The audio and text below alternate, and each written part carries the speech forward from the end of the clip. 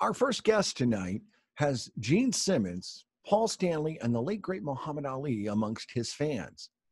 Even Dave Chappelle has hailed him as one of his favorite live How performers. you doing?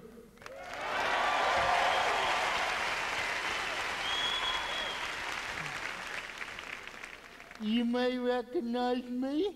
I was once an Olympic figure skater. That damn Tanya Harding.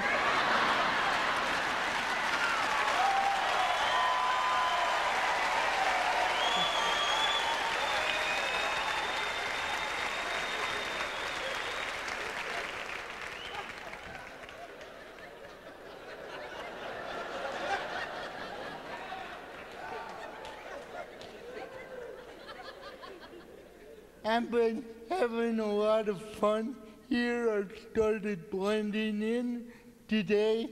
These vatos,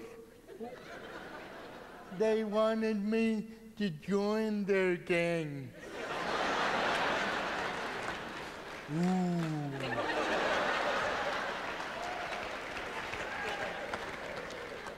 Not because they thought I was tough. They just wanted to be able to park in handicap parking.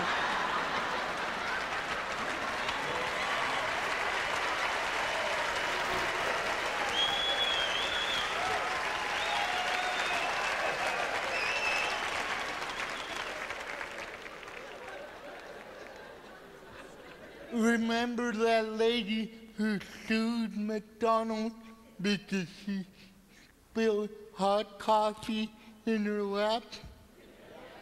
The jury awarded her $2.9 million. $2.9 million. Hello?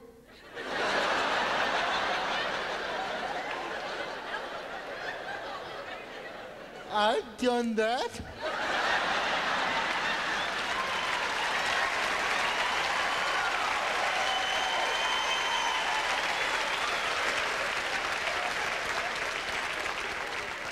But I kind of liked it.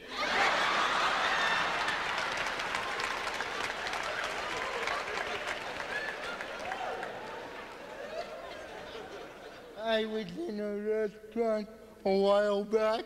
I started choking. I tried to get help.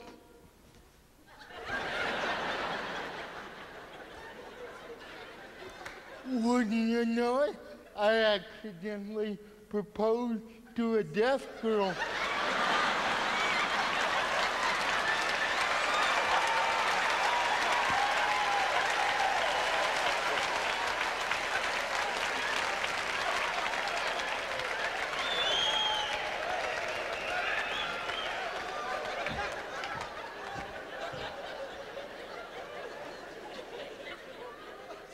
So I'm married now.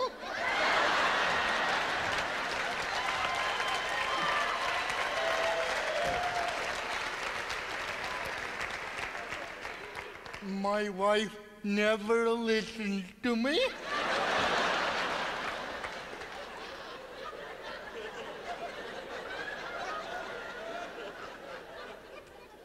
I am married for a while.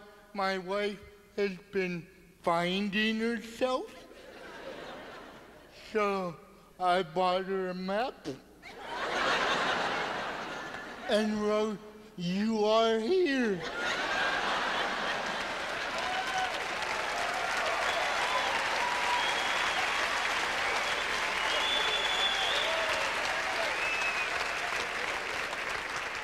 You need to be here.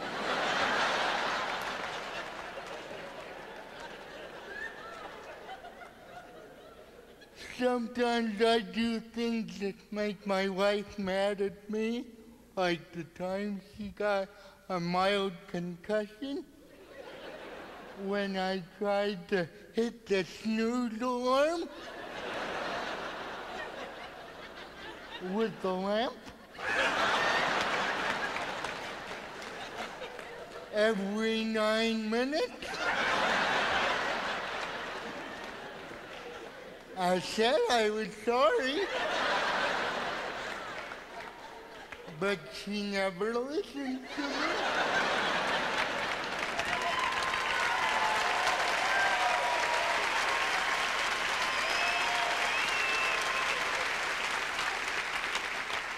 I've been married 5 years, and I think our wedding vows should have been different.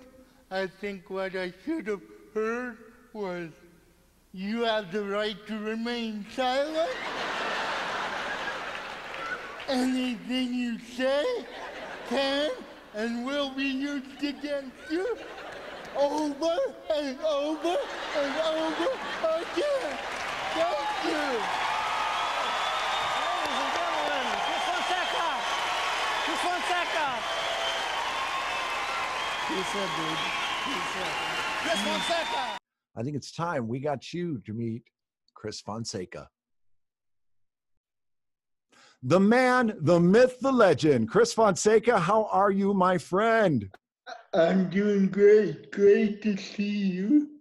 It is really great to see you. It's been some time.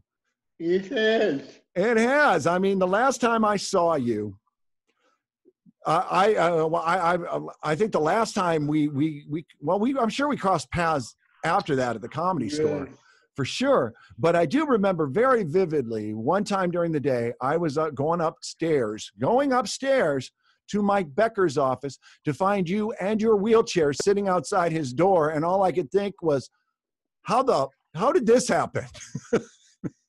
I must have been owed money. Oh, that's the one reason you will drag your chair up the stairs to get that money, won't you? Yeah, follow the mighty dollar. Oh my goodness, Chris, how long have you been doing comedy? Because I mean, you were doing it 30 years ago. So yeah, I just celebrated my 36th anniversary. You were doing comedy 6 years before I met you. Yeah. Wow. You've been doing comedy longer than Stephen Pearl. Oh, wow. Yeah, because that means you started in what, 74? 84. Yeah. Oh, 84. That's okay. No, not longer than Steve Pearl then. Right, yeah. Okay. I really wanted to rub his nose in that. Now you just kind of missed me up there. Yeah, sorry. That's okay. All right. Math thing. I know. Well, I ran out of fingers. So what are you going to do? You are one of the sharpest minds in comedy. I've seen the stuff you write, the posts you make, and just the sheer joy that I get out of the things that you've put up. You who are you surprised was a fan of yours? What celebrity did you when you found out they were your fan? What was the one that blew your mind? Actually, Muhammad Ali. I ran into him. With your chair? Yes, exactly. He was not too quick in his road. No longer floated like a butterfly. Oh, but he did go flying like a bee after you hit him, right? That's. I ran into him in Universal Studios, and he actually leaned over and whispered, "You're a very funny man." Oh my goodness, I love that. Well, because you worked with his daughter, right? I remember you worked. Yeah, you worked with May May. So I do remember that very well. What is so you used to go out on the road a lot, didn't you? Yeah. I mean a lot. I mean even old school. I was mainly based out of Colorado. But I traveled from coast to coast, like planes, trains, and automobiles. Oh my! Literally. And let me tell you a story real quick. One time, I was kind of desperate to get to Phoenix, and and I was kind of low on money, so I went on Craigslist to look at the ride share. Yeah. And anyway, I set up this ride with this guy from Denver. Mm-hmm. I didn't know he was deaf because, of course, emailing back and forth, you have no idea. Exactly. So here I am on this 14-hour drive with the deaf guy. Oh. And like he's almost driving up the road trying to read my lips. And, Oh. and then like literally in the middle of the trip, we stopped for lunch and we were writing notes on the notepad Mm-hmm. back and forth. And like he decided like in the middle of this trip that I needed to pay him more money. So he's writing on the notepad, I need an extra $100 or whatever. Oh. Like, dude, that was not the deal, you know? So it was just like a scene from a bad movie. Like, Oh man. Well, you might die in comedy, literally. That's yeah. oh my. So what's the furthest you've ever traveled to do a show? I went over to the island of Guam. Oh. And I was actually invited by the governor of Guam to do this big benefit. And it was great. They flew me and my ex-wife out there, and we stayed at the Guam Hilton, which was very nice, but very resort-like.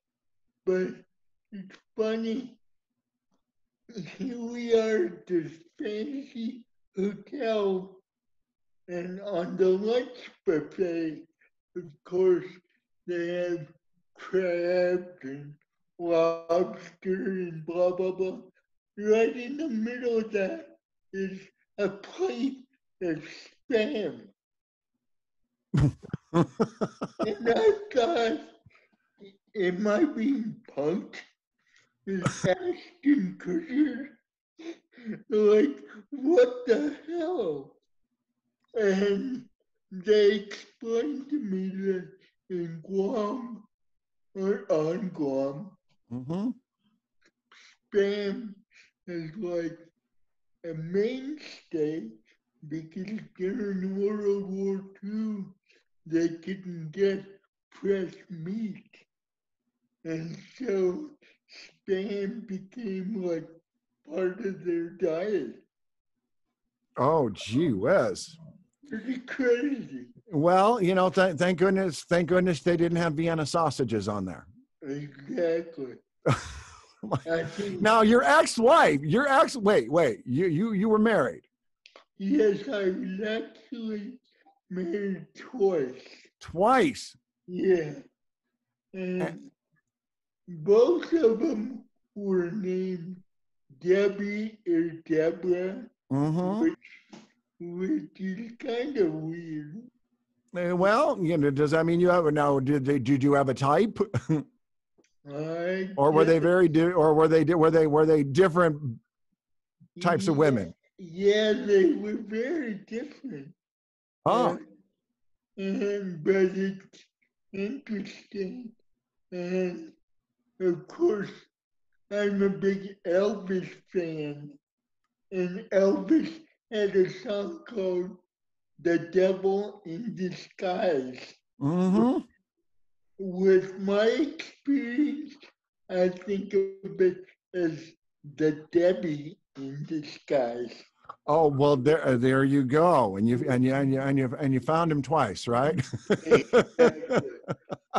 But you have sired how many kids? How many children do you have? I have 5 children.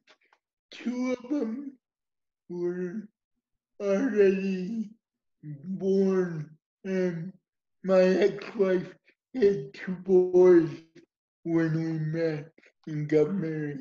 Uh-huh. And you're still in touch with all the kids? Yeah, I That- have close relationships with my kids. You know, 5 kids yeah. may seem like a lot, but I'm Mexican.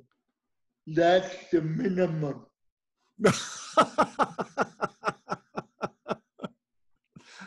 Oh my goodness. So you and I guess Jerry Jewell, right? Or were the kind of like the forerunners to getting people aware of comedy for folks with what is your condition? Cerebral palsy. Oh, and Jerry's is as well, isn't it? Right? Yeah, Yeah. yeah. And you two were like the prominent faces of showing people that yes, people with cerebral palsy are very smart, very funny people with a very quick mind, even if the body isn't keeping up with it. Right. Yeah. What comedian did you find at the Comedy Store was your favorite person to watch? Who was your favorite? Well, that's the hard one. Um, because of course I go back to like the Sam Kinison Oh, days. You know, Sam was always funny, and there's so many guys that came through. Yeah, it's hard to pick one. exactly. But so there was nobody that like really that was like that nobody for you that was really kind of the standout person that you said, oh, I really like that guy. Yeah. Bill Hicks was Oh, always fun to watch, he, you he know. was. I was pretty good friends with Bill, and I saw him develop, because he kind of started out like we all did back then with Mhm. the student tie, Oh and yeah. the clean, non-offensive stuff, and to see him develop into what he was before he passed, that was a pretty cool thing. To why? Because yeah, all of these big comedians that you watched when they were coming up, because you were coming up right around the same, you were coming up the same time they were. And Right, and like even Doug Stanhope. oh, Doug and I, for a while, had the same manager, and Doug, again, was nothing like he is now. no, not in the least. Do out of all the folks that we've all out of all the comedians we've lost over the years, aside from Sam, who did you feel the most aside from Sam and Bill? Mitch Hedberg, I knew Mitch real well, and I'm not sure if you know, but like in August, I'll be sober from drinking 8 years. And when I last saw Mitch, he was in pretty bad shape. And I said, look, this is kind of like the kettle calling the pot black, or vice versa, because I was still drinking pretty heavy back then. Mm-hmm. But dude, he had to stop. And then, sadly, a couple months later, he passed away. Yeah, I was friends with his mom, Mary, for a while on Facebook, and so she was a wonderful lady. Mitch was awesome. I loved Mitch too, and and Felicia talked a lot about him. Oh, yeah. Felicia, do Yeah. you, do you know Brian Mello at all? Yes. Yeah, Brian and Tom Hester are good friends of mine. Oh, well, that is awesome. We all hung out with Mitch. And, you know, Yeah, he was definitely a character. I always like to think of him as kind of like the Stephen Wright of the next generation, because he had all those one-liners. right. and his delivery was Stephen Wright's was definitely more deadpan, but Right. Mitch's delivery was kind of along those lines, but in a groovy hippie sort of way. Right, exactly. It was fun. I ask all of my guests this: out of all the people you have ever worked with, who would you say deserves to be locked up in an asylum? Well, other than me, You? other than me, and that's a good question. Um, I, I maybe Stanhope. Oh yeah, well Stanhope for sure. I think given Stanhope as the option, everybody's taking Doug. Yeah, exactly. So you and Stanhope, huh? Oh my goodness. Right, yeah. So you're rocking the Zen Garden backdrop there. I see. The Zen Mountain. Excuse me. Exactly. Got the cherry blossoms there. Yeah, it's Mount Fiji. Exactly. Well, you look like you're getting set to impart some serious wisdom, and and you have done so very, very well. Thank you. So what music did you listen to? What music did you listen to when you hit the road? What were your go-to jams? Well, it's funny because I'm kind of a country boy. I grew up like in rural Colorado, Mhm. but for the longest time, my road buddy was a guy named Toe Jam. He was based out of Colorado. He did like a biker character, and so he was more of a classic rock. Well, what's classic rock now? But Yeah. Well, we would have called it rock back then. Exactly. I remember like hearing Guns N' Roses for the first time and playing that cassette over and over. Appetite for Destruction. Oh yeah. Right. Oh yeah. So, by the way, did you ever do any dancing with Mr. Brownstone? No, I didn't. No, you did. You had enough meds of your own, right? Yeah, exactly. Yeah. Is that why most comedians friended you? Because here, you'll enjoy this muscle relaxer. Oh yeah. If I had a nickel for every time people would ask me, "Hey, do you have any prescription?" And I wish I did. I would have a fortune by now. Exactly. Well, I know that feeling, brother. It is always good to see you, man. I'm glad to see you looking so well. You are looking amazing. Oh yeah, I'm feeling good. Well, yeah, you do. Well, you're looking great.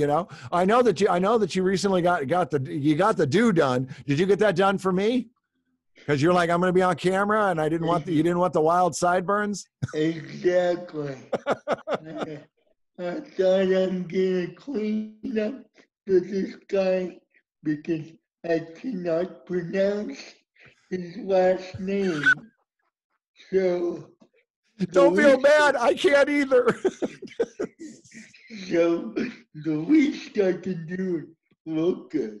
Well, that's okay. Well, you know the fact that you remembered me and took my request. I mean, you know, I normally I have to really beg and grovel, and I tell you what, I really appreciate that. I was really excited because I said, you know what, I want to get Chris Fonseca on. I have not talked to him in ages, and you know, and you're far more entertaining than either Krang or Pearl.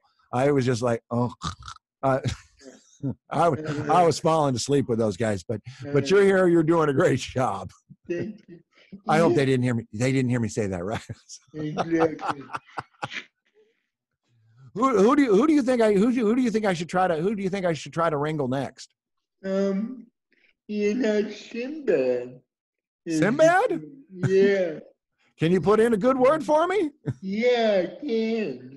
I never, you know, in all the time that I worked at the Comedy Store, I never met Sinbad. Oh, really? Yeah. I never met Sinbad. He is a very good friend of mine, and actually my comedy mentor. He's your comedy mentor? I love that. That is awesome. Yeah, if you'd hook that up, yeah, I'd love to talk to him. Yeah, that would be cool. Yeah. He's always a great interview. Is he? Well, you're a pretty darn good interview yourself. I got to say, I've been trying to keep it PG-13 because I've been trying to get my mom to watch, but every so often I have let a little language slip, and then I really let things slip when I had Steve Pearl on the show. That was just whoa. Yeah, imagine that. Exactly. Are you telling me I should have known better? Yeah, you should have had that 5-second delay. Well, there you go. I should have edited the whole thing, but then, you know, it would have just been me. It would have basically been an interview of me doing nothing but laughing because I would have had to edit every joke. So, oh, I can't put that one in there. Okay. Yeah. No, he was awesome. I enjoyed that very much. And it's up on YouTube where yours is going to be. I'm going to I put this up on Facebook on Monday nights, and then I put it up on Facebook, and I do put it up as a podcast. So I got to make sure your audio is good on that. I might have to go through and do some editing, but I think you're awesome, man. That's some great stories there. Well, Did you hit any award shows when in your career? Yeah, I did the comedy awards back in the day. Oh, Do you remember George Carter? George Carter, yes. Yeah, George Slaughter. Oh, George Slaughter. Oh, George.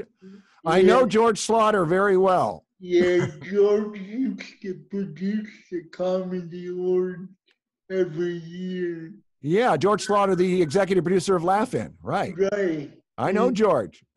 Yeah, George is a great guy. And one year he had me on, and it was that was the coolest, or one of the coolest, but scariest nights that I ever performed because the audience is all comedians. I mean, right in front of me was the whole cast of Seinfeld. Behind them were Tom Hanks and Phil Hartman. Dangerfield was there. Richard Pryor was in the audience. It's like, what am I doing up here? Exactly. Oh my goodness. Yeah, that was back in the, oh wow. And the only two people that actually do stand up that night because everyone else was like presenting or doing some kind of sketch. the only two people doing actual stand-up was me and Henny Youngman. Oh my goodness. I'm refraining. I'm refraining from saying it because I know you would say it. What would you normally say in this situation? Take my wife, please. Please. And also, well, technically, Chris, Henny was the only one who did stand up. Yeah, you are correct. Yeah. Oh, I've always loved your sense of humor about stuff. You've always been so great with I don't know if you read my promo, but I did mention that folks should bow before the wheelchair. So, Thank you. because you, like I said, the stuff that comes out of your head, just, I'm like, okay, I would not have thought of it that way. And I end up, I'm laughing in front of my computer, and the girl I live with walks by going, what is your deal? And I'm like, I just read something Chris wrote. Don't worry. But is your book going to be an autobiography? Yes, it is. I've been working on it for a couple of years, and I'm trying to not do like the standard, handicapped person does well, like good boy, Right. You're not looking for the pat on the head for the, you know. no, I get you. No, yes, honestly, you've lived more life than I have. Okay. I have no kids that I'm aware of. I've only had one failed marriage. So I mean, you're way ahead of the curve here. If anything, I mean, for a kid with a disability to grow up in rural Colorado and then to make it as a stand-up comic, and then like literally be friends with entertainment icons like Stevie Wonder yes, and Paul Stanley and Gene Simmons. yes, It's just like mind blowing to me. And uh, Stevie, have you ever met Stevie at all? I actually did meet him. He came out to the Comedy Store one time. I did meet him. I remember meeting MC Hammer. I remember meeting Mike Tyson. Oh, I remember so many people coming through there, and I do very well remember. I do remember Stevie being there. yeah. I'll get back to Stevie, but you reminded me. One night I was at the comedy store, Right? and it was back. Well, I was still in my drinking days, Mm-hmm. and I felt something cold at the top of my head, and I thought, what the heck? And I look up, and there's Shaquille O'Neal. He had bought me a Corona, and hysterical. I mean, I remember when he first got to town, man. And he had just gotten to the Lakers, so this must have been right around '96, right? right, yeah. I remember Shaquille very well. I remember I was working in a club and I was up in the DJ booth, and my DJ platform was like an extra foot up. So I'm 6 foot already. So I'm Right. 6 foot tall. Shaquille O'Neal comes up, and he comes up from the outside of the booth. I'm standing on the platform, and he's still looking down on me. Wow. It's all like, hi, and I go to shake his hand, and it's Shaquille O'Neal. You feel like a little kid when he shakes your hand, don't you? You're like, Oh, yeah, exactly. Yeah. oh my goodness. Well, I'm really glad to talk to you, and I hope you are doing incredibly well. And you're still performing. You're sticking locally in most of your performing these days. I'm doing stuff in and around Denver. but when I can, I still go out on the road.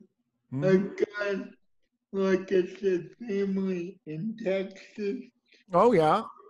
so I still go down there a couple times a year and go out. Well, now do you talk to Harry Basil at all? I do every now and then, yeah. Yeah. Well, you know, he's got to hook that up. I think he really needs to do that. Get you out to there to the Laugh Factory or Tropicana, Right. and you go hang out with Carl LeBeau, man. Carl Oh, LeBeau, yeah. yeah. Yeah. That sounds like some good fun there, man.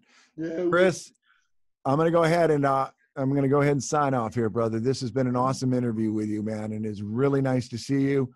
You're looking amazing, especially for. Oh wait, that's right. You're a granddad now, right? How many Yes, grandkids do you have? I have one. Just one? Yes, I'm sure more will be on the way, but for now I have a 2-year-old granddaughter named Sophia.